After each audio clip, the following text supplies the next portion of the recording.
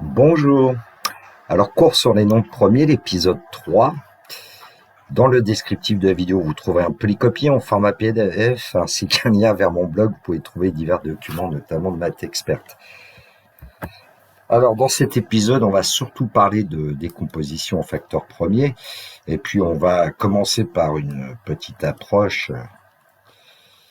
Il a été vu dans le passé, normalement, comment décomposer un entier supérieur ou égal à 2 en facteur premier. Alors, on va prendre un exemple. On va prendre n égale 180, par exemple. Bon, alors comment est-ce qu'on peut procéder? En général, on présente sous cette forme-là. On sait que 180 possède un plus petit diviseur premier, et c'est notamment ici, c'est forcément 2. Et donc 180, quand on divise par 2, bon, on sait que le reste va être 0 et on place le quotient en fait à gauche. Et on recommence, 90, son plus petit diviseur positif autre que 1, c'est un nombre premier. 2, donc 45. Alors là, on ne peut plus diviser par 2, donc on va diviser par 3, puisque 4 plus 5, ça fait 9, c'est dans la table de 3. Donc on va obtenir 15, on divise par 3, on obtient 5. Et là, 5, on divise par 5, et finalement on aboutit à 1, ici dans la première colonne, mais dans la deuxième colonne, on aboutit forcément à un nombre premier. C'est ce qu'on va voir. Et là, vous disiez que 180, c'était 2 fois 2 fois 3 fois 3 fois 5, mais en fait, les deux, on les regroupe en général 2 au carré fois 3 au carré fois 5. Et on dit qu'on a décomposé 180 en facteur premier.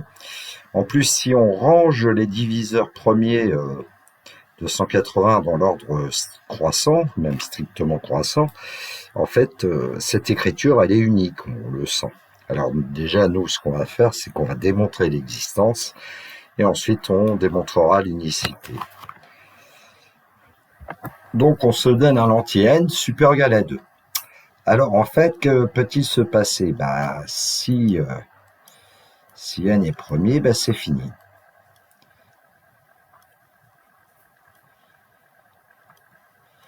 N s'écrit petit n, comme par exemple 37 égale 37. Sinon, ça veut dire que ce nombre n, on peut l'écrire sous la forme d'un nombre premier, P1 fois un autre nombre qu'on va appeler U1. P1 est premier.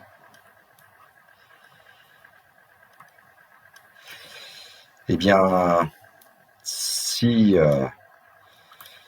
U1 est premier, c'est fini. On aura décomposé n en produit de nombres premiers. Bon, sinon, ça veut dire que U1 peut s'écrire un certain P2 multiplié par U2. Ce qui fait que n, au passage, ça serait P1 fois P2 fois U2. Bon, avec P2 qui est premier. Alors, ce que je n'ai pas dit au départ et qui va être important dans notre raisonnement, c'est qu'en fait, on va avoir forcément U2 plus petit que U1.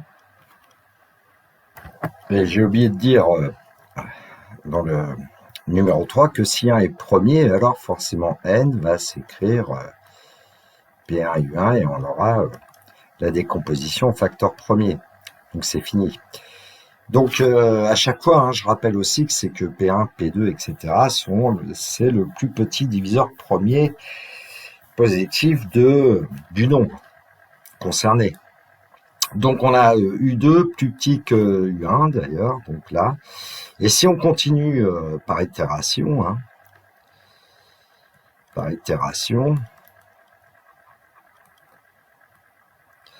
eh bien, à un moment donné, on aura forcément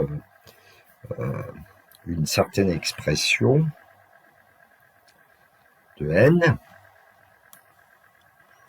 qui s'écrira P1, P2 fois, etc. Et puis fois un certain, j'ai envie de dire, UI.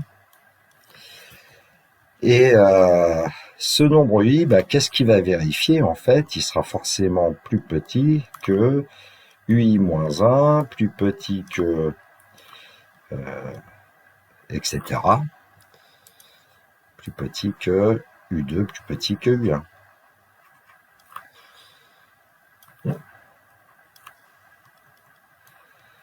Et donc en fait, cette fameuse suite dont je parle, à la suite UN, enfin je vais éviter N parce qu'on l'a déjà utilisé, on va dire la suite UJ est une suite strictement décroissante d'entiers naturels.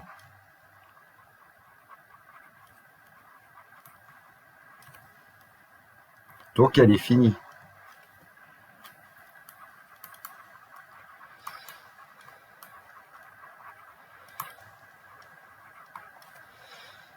Donc elle est finie.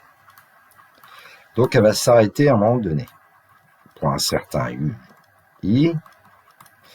Et pour ce nombre UI, en fait, on aura petit n qui s'écrira P1, P2, multiplié par P2, etc., multiplié par PI-1, multiplié par... Est-ce que c'est comme ça avec les indices P2U2? Non, alors ça sera PI-UI.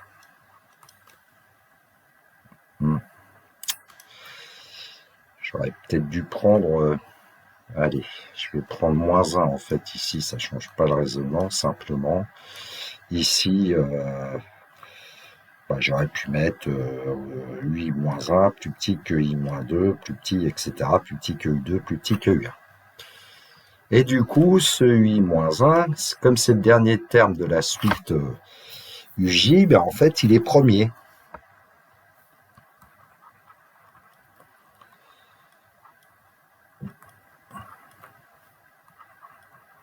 Il est forcément premier, parce que sinon, on pourrait continuer. Et donc, on a N qui peut s'écrire sous la forme d'un produit de nombres premiers, c'est-à-dire P1, P2, etc., PI-1, et puis si on appelle le dernier UI-1, on l'appelle PI, on a une décomposition donc de N en produit de nombres premiers, avec en plus la liste normalement des P1, P2, PI, c'est une suite croissante ici, puisqu'à chaque fois on prenait le plus petit diviseur premier du nombre considéré. Et donc en regroupant éventuellement, parce qu'on peut très bien avoir 2 fois le même nombre, ou 3 fois, ou 4 fois, etc., eh bien ça veut dire que le nombre n, on va pouvoir l'écrire sous la forme d'un nombre premier à une puissance k1, multiplié par un nombre premier p2 à une puissance k2, multiplié par un nombre premier, alors je vais l'appeler pr, puisque je ne peux plus l'appeler pi ici a priori, ou finalement la liste des nombres premiers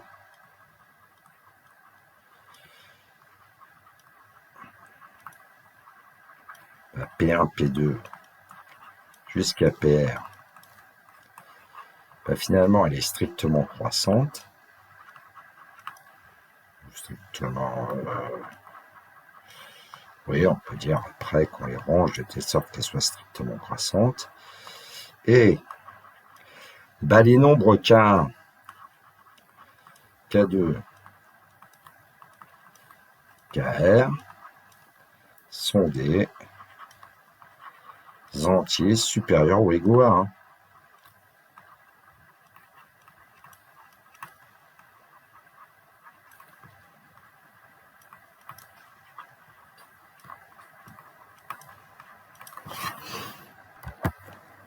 Alors maintenant, ce qu'on va faire, c'est qu'on va montrer l'unicité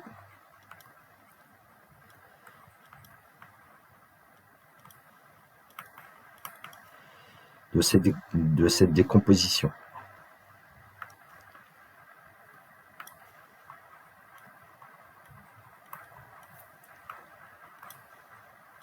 Bon, il y a un cas où le nombre en facteur premier cas où le nombre n peut très bien s'écrire sous la forme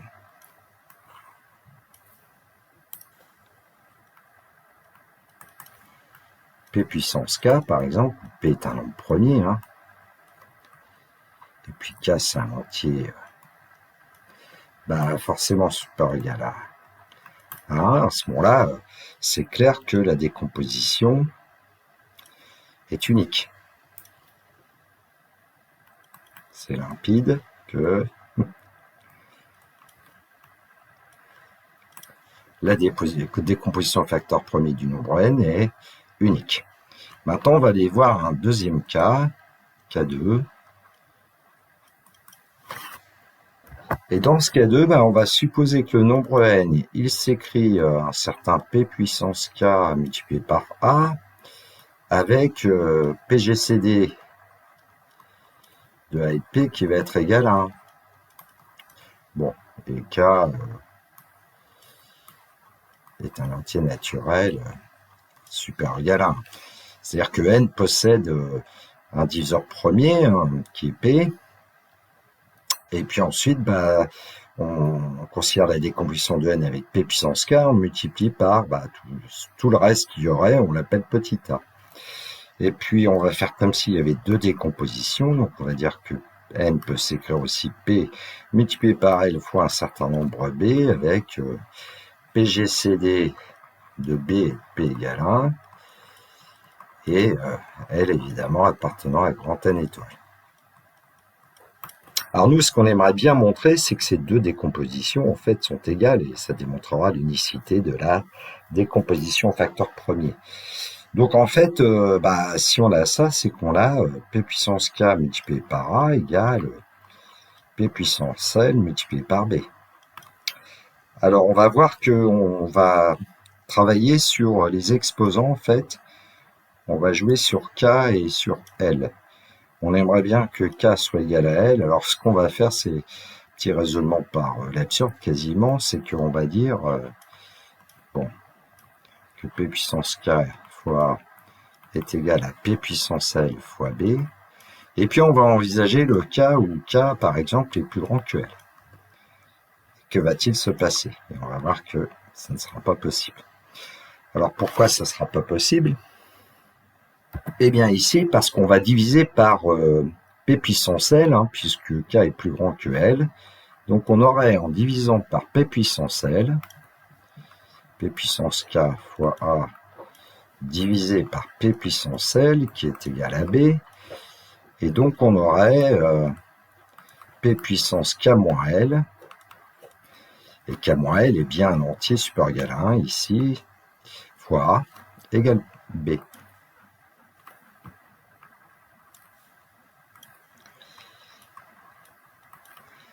Alors, est-ce que ça, c'est possible? Eh bien, c'est pas possible parce que, je rappelle que k moins l est plus grand que 0, c'est pas possible parce qu'on aurait p, on aurait p qui divise b.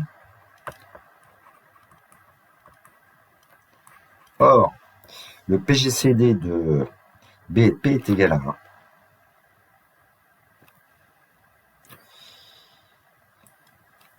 Ce qui n'est pas possible.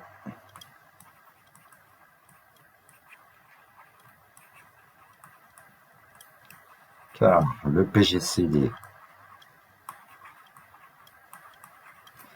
de P de B, c'est 1. Parce que si P divisé B, PGCD ici de P et de B, ça serait P. Bon, alors en fait, il y a donc une autre possibilité, c'est si K est strictement plus petit que L, mais en fait, par symétrie, on voit bien que ça ne peut pas arriver.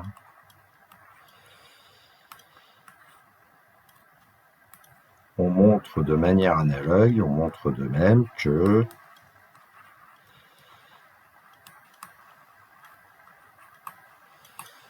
cela n'est pas possible. Et donc, il ne reste plus qu'une seule possibilité, c'est que K égale L. finalement,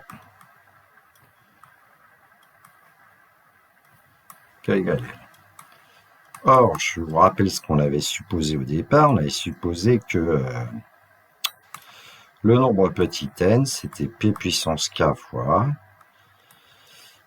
Petit n, c'était aussi P puissance L fois B. Bah, comme K égale L, eh bien, les deux nombres P puissance K, P puissance L sont égaux. Et donc, on a forcément A égale B. Et donc, la décomposition en facteur premier de n est unique. C'est gagné.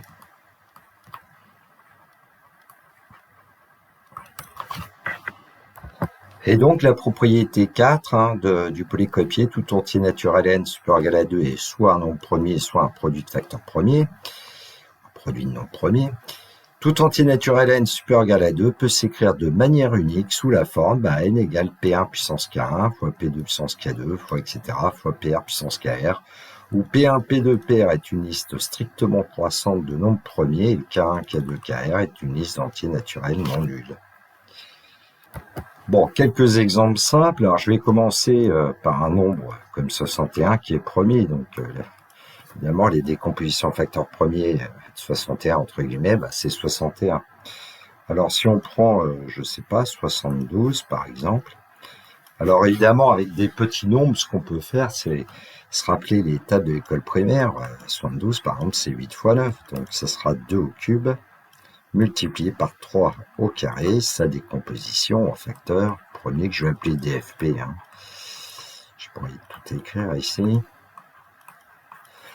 Donc voilà, décomposition en facteur premier de 72, 2 au cube fois 3 au carré.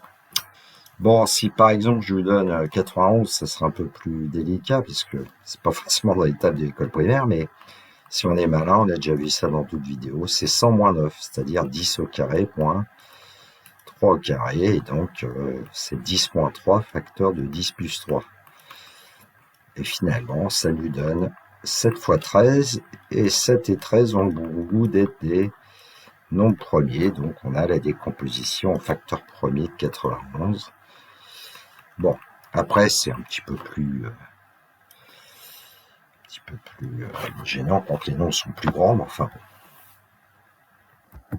Un exercice, et donc question 1, décomposer en facteur premier les entiers 648 et 252. Alors, ensuite, en déduire 648 sur 252 sous forme d'une fraction réductible. Après, trouver une méthode pour obtenir le PGCD petit d de 648 et 252, puis le PPCM petit m de 648 et 252. Et quatrièmement, écrire sous forme de fraction réductible 21 divisé par 648 plus 17 divisé par 252. Alors tout ça sans calculatrice, j'ai envie de dire. Allez, la première question, donc décomposition des deux entiers. Alors 648, on va essayer de faire en sorte de s'en sortir. On divise par 2, donc 324. On divise par 2, 162.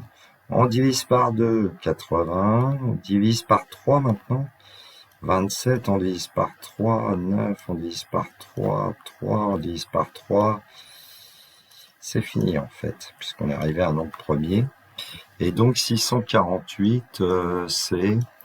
Alors, le facteur 2 qui apparaît 3 fois, donc 2 au cube, multiplié par le facteur 3 qui apparaît 4 fois. Bon, on fait la même chose avec 252, et puis je vais juste donner le résultat. Alors apparemment c'est 2 au carré fois 3 au carré fois 7. 3 au carré fois 7, alors 9 fois 7, 163, multiplié par 4, oui ça fait 252. Alors la question 2, en déduire 648 divisé par 252 sous forme de fraction réductible, évidemment en utilisant ce qui précède. c'est-à-dire les décompositions facteurs premiers. Bon, alors, ça nous donne 2 au cube fois 3 puissance 4.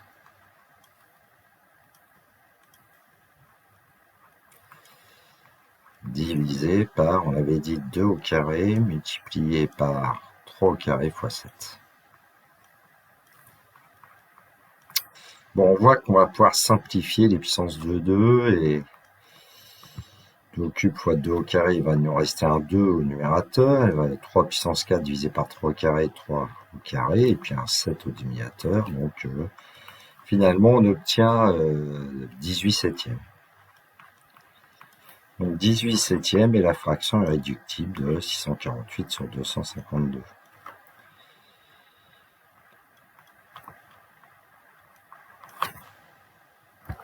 Et puis on peut faire une remarque, hein, c'est-à-dire que pour passer de 648 à 18, comme pour passer de 252 à 7, on a divisé par ce qu'on appelle le PGCD de 648 et 252. Et c'est quoi ce PGCD alors? On peut le trouver puisque qu'est-ce qui s'est passé finalement quand on a simplifié? Eh bien, quand on a simplifié la fraction, à un moment donné, on l'a simplifié par 2 au carré. Ensuite, aussi par 3 au carré. Et donc, le PGCD, c'est 2 au carré fois 3 au carré.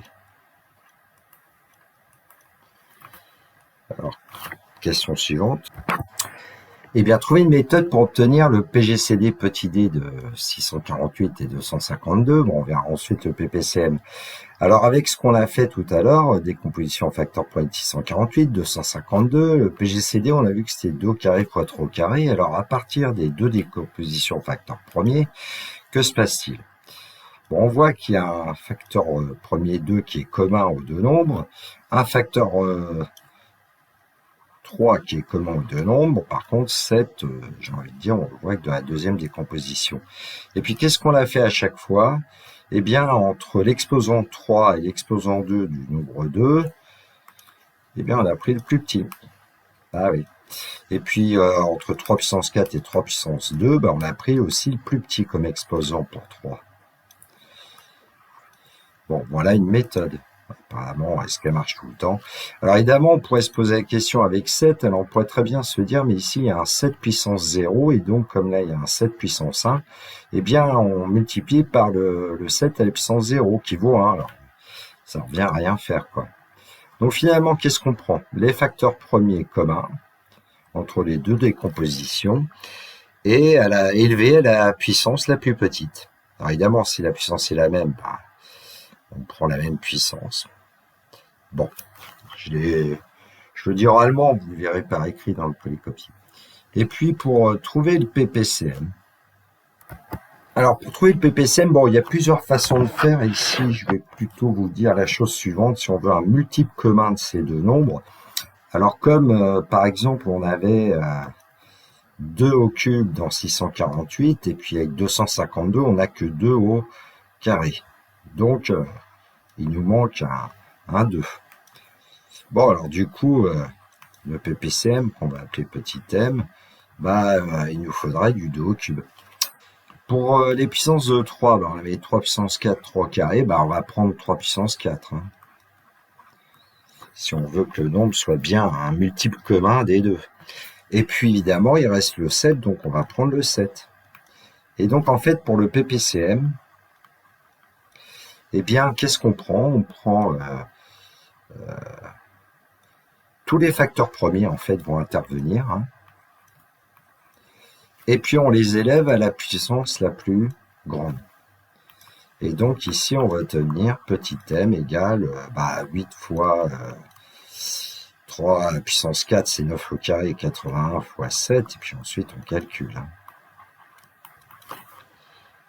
Bon, ici, on peut remarquer qu'on a 648 à multiplier par 7, en fait, puisque 2 puissance 3 fois 3 puissance 4, ça vient de 648. Et donc après, 7 fois 8, 56, je retiens 5. 7 fois 4, 28 et 5, 33. 3, et je retiens 3, 4536. certainement. Alors, une autre méthode, on avait dit que 648 sur 252, plutôt, c'était, il me semble, 18 septièmes. Et 18 septièmes est la fraction réductible. Ce qui veut dire qu'en fait, 7 fois 648 est égal à 18 fois 252. Et donc là, on a un multiple commun de 648 et de 252, forcément, écrit à droite comme à gauche, c'est le même. Et en plus, c'est le plus petit commun multiple, puisque 18 et 7, c'était les entiers les plus petits qu'on pouvait avoir, puisque en fait, 18 et 7 sont premiers entre eux. Et donc, on a notre PPCM. Alors, est-ce qu'on peut voir avec les décompositions en facteur premier? Oui, parce que dans le premier membre, c'est 7 fois 2 puissance 3 fois 3 puissance 4. Et puis dans l'autre, c'est 18. Alors 18, c'est 9 fois 2. 2 fois 3 au carré multiplié par, et 252, on l'avait, c'était 2 au carré fois 3 au carré fois 7. Bon, déjà, on vérifie que c'est bien les mêmes nombres, hein, effectivement. Si on regroupe les deux dans le deuxième membre, on a 2 au cube. On regroupe les 3, on a bien 3 puissance 4, et puis on a le 7, donc ce qui veut dire que on a bien obtenu le même nombre des deux côtés. Bon, ça, c'est pas forcément glorieux, mais en tout cas, ça permet de voir aussi comment on peut obtenir le PPCM. On prend tous les facteurs premiers qui apparaissent dans les deux décompositions des deux nombres. Je rappelle que les décompositions avec lesquelles on a travaillé, c'est ce que je vais essayer d'entourer. Pour 250.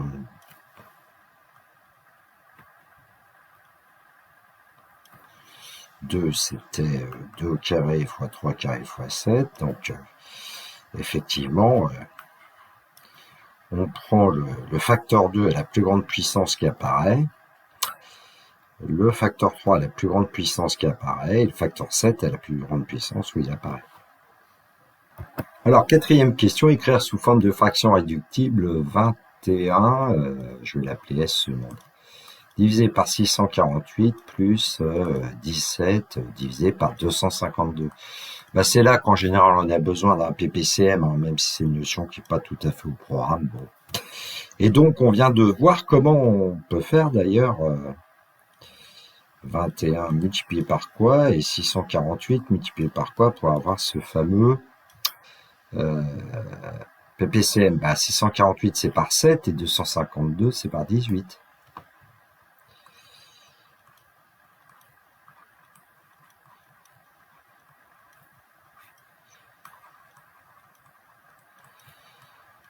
Et donc, petit s, ça va être... Alors, en fait, le dénominateur commun, c'est 4536, si je ne me suis pas trompé, j'espère. Donc, 4536, et puis on va calculer 21 fois 7, 147, plus... Alors, 17 fois 18, c'est un peu plus compliqué, entre guillemets, de tête.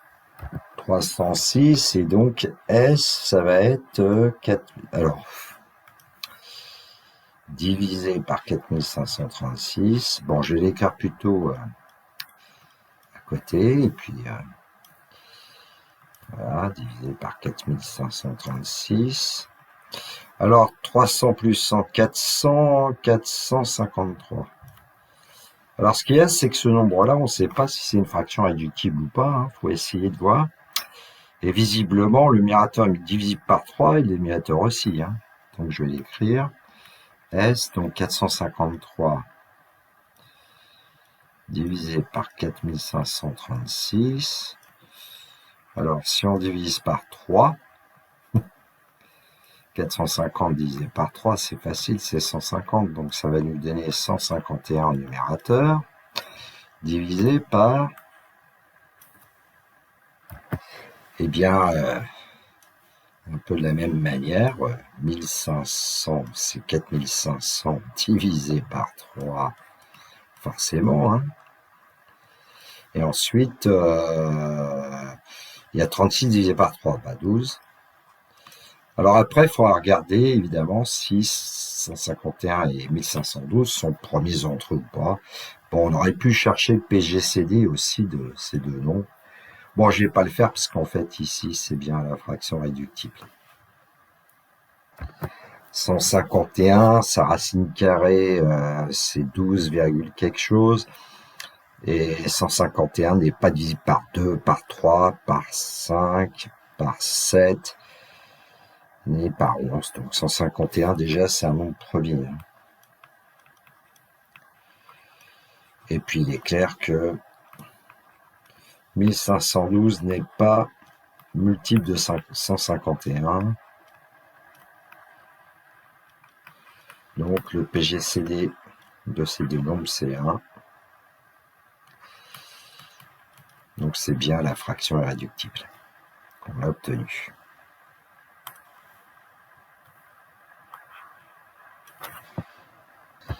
Bon, bah, ça va être la fin pour moi. J'espère que je vais pas raconté trop de bêtises parce que je suis très fatigué.